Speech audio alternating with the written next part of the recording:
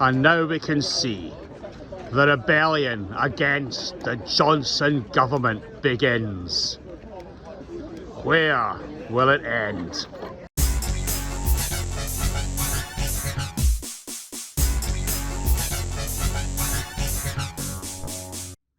I'm Alistair McIntosh, first things first, reporting live from Buckingham Palace. And as you can see, British military capacity hasn't moved on a jot since the days of Wind in the Willows. You can see our stout yeomen out there with their big sticks ready to defend or attack the government, whatever it is they're about to do.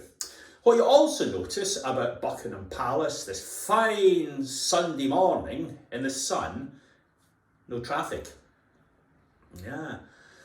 All around where I live at the moment, people are handing out leaflets. Is it students complaining about Putin or Biden or Johnson? No, it's car owners complaining about restrictions on where they can drive. They hate these low traffic neighbourhoods.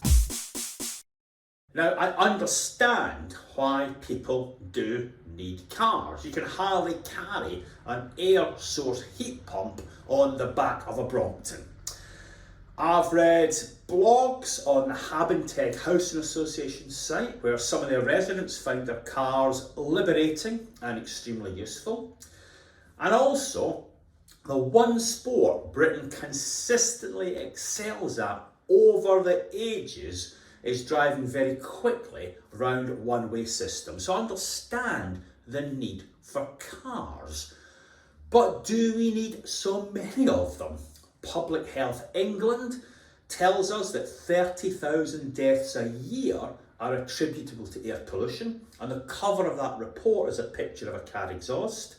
I read today in the Glasgow Herald that pollution in Scotland is back to where it was before the lockdown. And they say air pollution leads to 2,500 deaths per annum in Scotland. So as I say, do we need quite so many cars? And the astonishing thing is that in my lifetime, cars have grown in size by a third. They're enormous.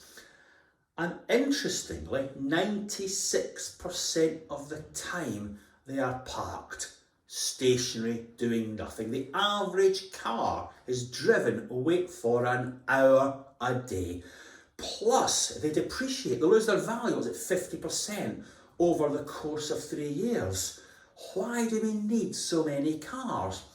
What you also noticed during lockdown is you almost never heard a siren, did you? Ambulances, the police, the fire brigade could go where they liked with impunity. Now, all you hear are sirens.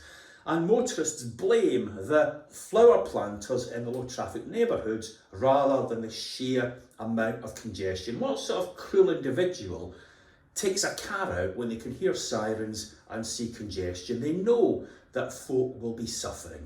I find the whole thing absolutely fascinating.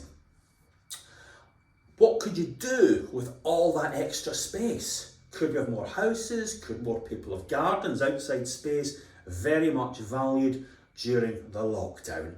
And ultimately, just think, who in their right mind buys these cars? The latest trick is we're going to move over to electric vehicles. Now, that'll be fine for the rich. You know, they'll be able to drive around and have a lovely old time just like they used to in the days of Toad Hall. But when we get more electric cars, when they fall in price, we won't have air pollution. We'll have lots of nuclear power stations, we won't have air pollution, but we'll still have congestion. So good luck, the fire brigade getting through. Good luck calling the police. And just ultimately, you talk to housing managers, they spend an awful lot of their time dealing with wrangles over car parking and permits and all the rest of it. If there were fewer cars, if we took a more sensible approach to getting around, just think how much more time housing managers would actually have to get on with the job. Thanks for your attention, and I'll be submitting the mileage claim for this video to HQN in due course. Goodbye. Here we are. The police going past congestion outside of a sheltered housing scheme in London.